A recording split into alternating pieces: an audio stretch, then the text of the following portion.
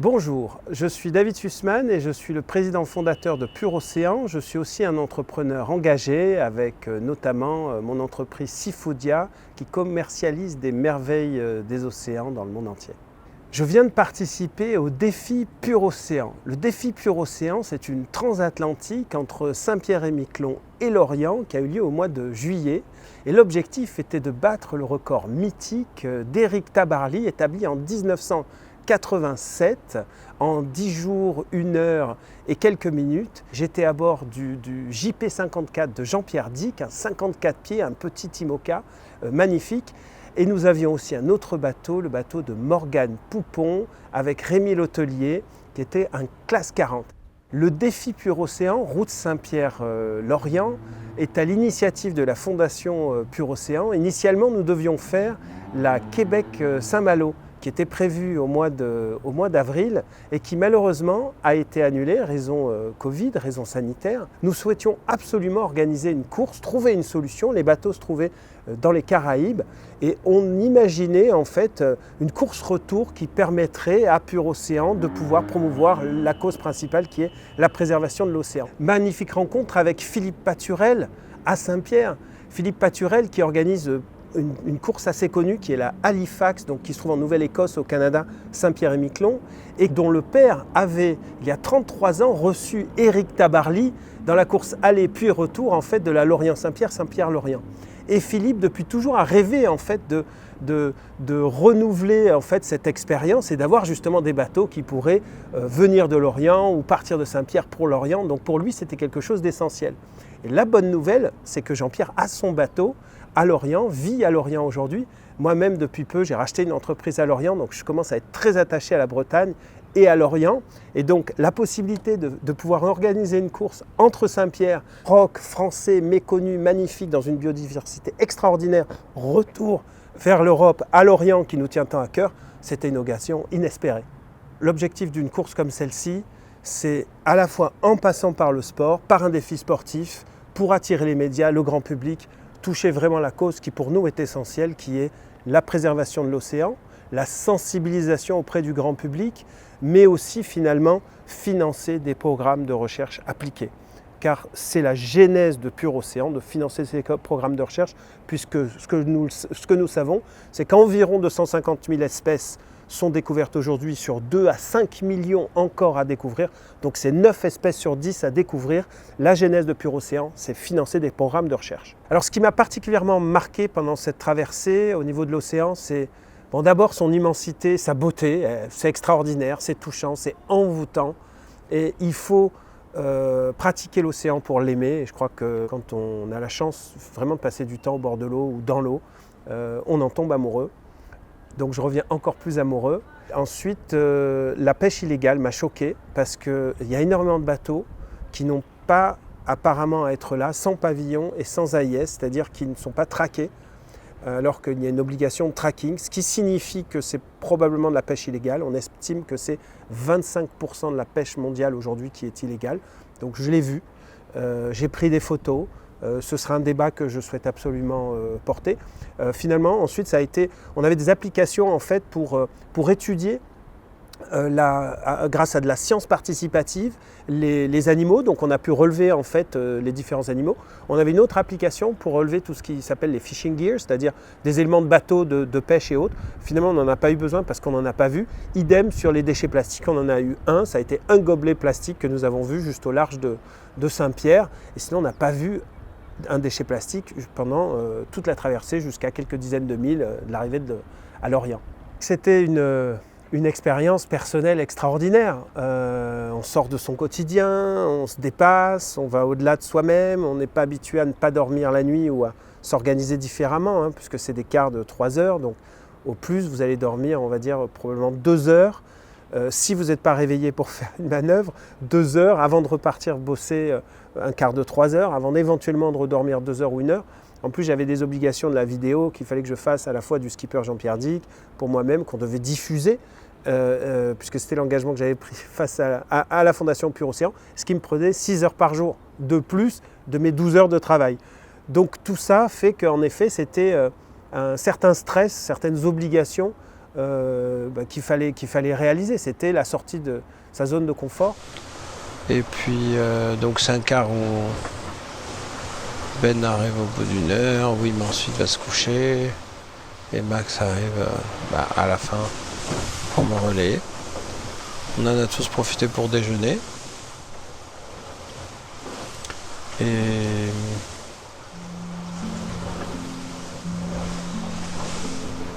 j'en ai profité aussi.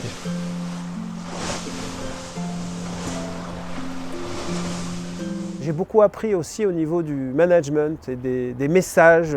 Sont-ils clairs ou pas clairs? Quand vous êtes sur un bateau à 20 nœuds et que vous devez faire une manœuvre tous ensemble, il faut qu'un message soit extrêmement clair pour l'équipage. Et quand vous êtes 6, j'ai souvent observé comment on pouvait échanger entre nous pour s'assurer que les manœuvres et les choses soient faites correctement.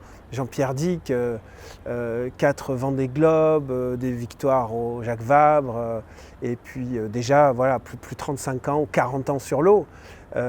Jean-Pierre à bord, c'est pas l'homme qu'on peut voir à terre. À bord, l'homme se transforme. C'est un animal aquatique à bord d'un bateau qui a un seul objectif, aller le plus vite possible, mais le plus vite possible en permanence. Jean-Pierre Dick ne dort quasiment jamais. Lui, c'était des phases d'une petite heure, voire 35 minutes, et il se lève. Et ce qui était très amusant, il était à l'avant du bateau. Régulièrement, j'étais à la barre, donc le bateau fait un peu plus de 16 mètres, quoi, près de 17 mètres. Et là, alors juste avec son oreille, vous pensez qu'il dort et vous entendez « David, le 140 !» Il sait parfaitement, en fait, au bruit du bateau, si tout va bien ou tout ne va pas bien.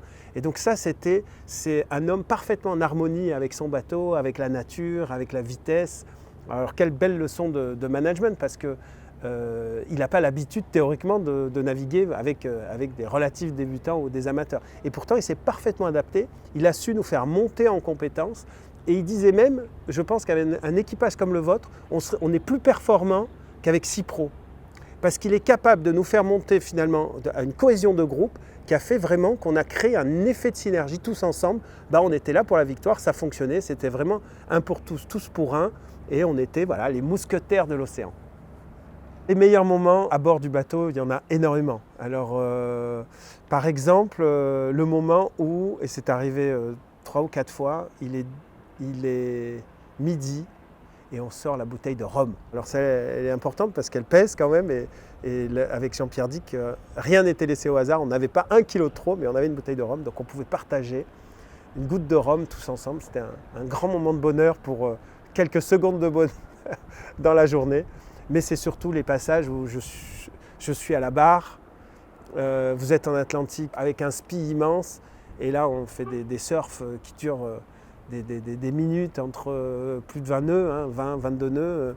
Et là, vous êtes dans un bonheur absolument absolu parce que le bateau se comporte merveilleusement bien. C'est affûté à la perfection et vous sentez que là, c'est le bonheur absolu. Des moments évidemment formidables de la beauté au large, c'est évidemment les levées de soleil, plus somptueux les uns que les autres. J'avais la chance d'avoir un quart qui était au bon moment, donc j'arrivais à voir les levées de soleil. Donc des moments de bonheur à regarder la nature qui changeait sans arrêt, et puis la rencontre avec les animaux.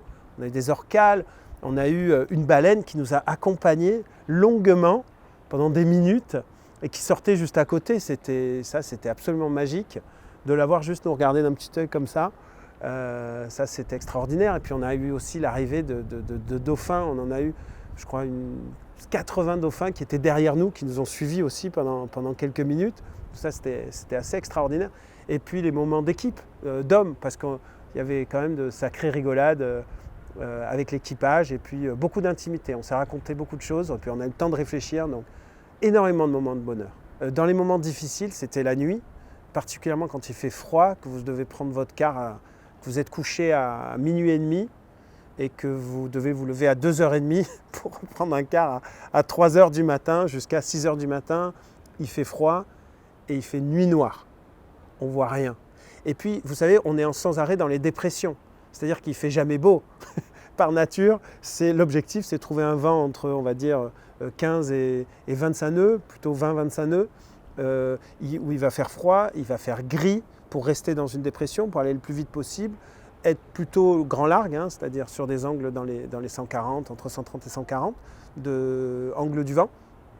Et donc la nuit, on ne voit pas grand-chose. La seule chose que vous voyez, c'est votre angle par rapport au vent. Et là, il faut sentir le bateau, il faut sentir les voiles. Il faut vraiment que lorsque vous barrez ou que vous êtes aux écoutes, vous ne pouvez pas voir ce qui se passe. Or, le bateau est immense.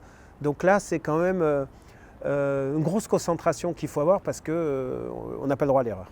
Finalement, il y avait 3 objectifs. Le premier était un objectif sportif, battre le record mythique d'Éric Tabarly établi en 1987 en moins de 10 jours, et nous l'avons fait en un peu plus de 8 jours, objectif atteint pour les 2 bateaux.